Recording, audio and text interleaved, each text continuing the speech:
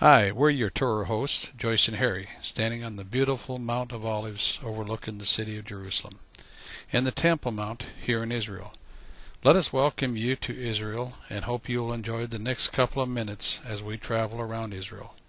First, let me say that we have had people from all over the United States travel with us. We have hosted tours to Israel over the last 4 years, and more information about our tours can be seen at www.seethebestofisrael.com.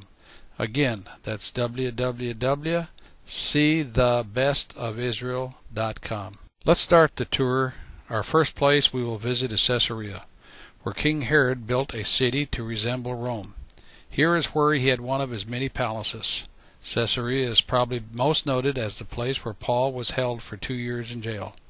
After the destruction of Jerusalem in 70 A.D., Caesarea became the center for Christian activity, where early scholars like Eusebius and Origen wrote from. Continuing our travels up the Valley of Sharon will bring us to the Carmel mountain range, where Elijah called down fire from heaven. The Carmel mountain range overlooks the beautiful Jezreel Valley, where many battles were fought throughout the Old Testament times, and where the final battle, the Battle of Armageddon, will be fought.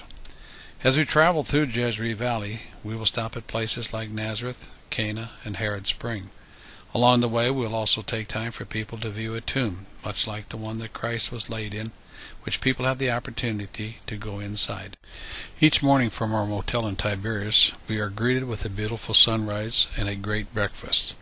Both the morning and evening meals are served in a delicious buffet-style setting. Tiberias offers the travelers a great opportunity to shop during the evening hours, located within walking distance of the motel.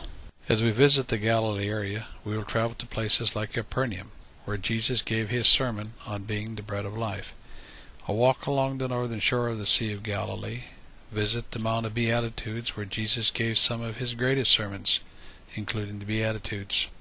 Also remember that Jesus spent a good share of his ministry in these hills surrounding the northern shores of the Sea of Galilee. Speaking of the Sea of Galilee, no tour would be complete without a boat ride across the sea. It's a great time to reflect and to worship the Lord with song and word. Traveling further north, we will visit places like Chorazin, the Golden Heights, Katarzin, and Mount Hermon, which is beautiful this time of year. You will also see the River Dan, one of the 3 rivers that runs from Mount Hermon to the Sea of Galilee, supplying the sea with its fresh water. The Jordan River flows out of the Sea of Galilee, and something everyone looks forward to is the opportunity to be baptized in the Jordan River. The Jordan River then flows into the Dead Sea, and there people like to take time to float.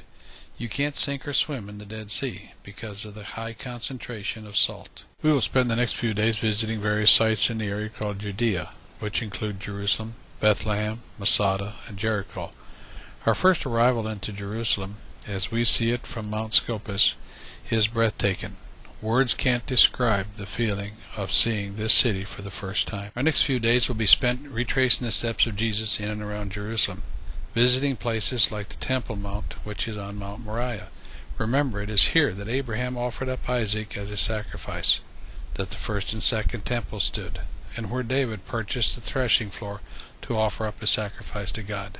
And then we'll visit the Garden of Gethsemane, where Jesus spent many hours in prayer, the Mount of Olives, where Jesus ascended into heaven and will someday return, the Church of Nativity, where some say he was born, the house of Caiaphas, where he was held overnight prior to his trial, the Western Wall, part of the original wall that surrounded the Second Temple, and ending up on our last day at the Golgotha, where it is believed that Jesus died on the cross, and then the Garden Tomb, where he was buried. As a climax to our tour, we will take communion here.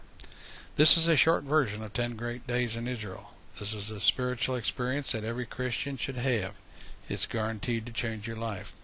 For further information or to see more, visit my website at www.seethebestofisrael.com. Again, that's www.seethebestofisrael.com.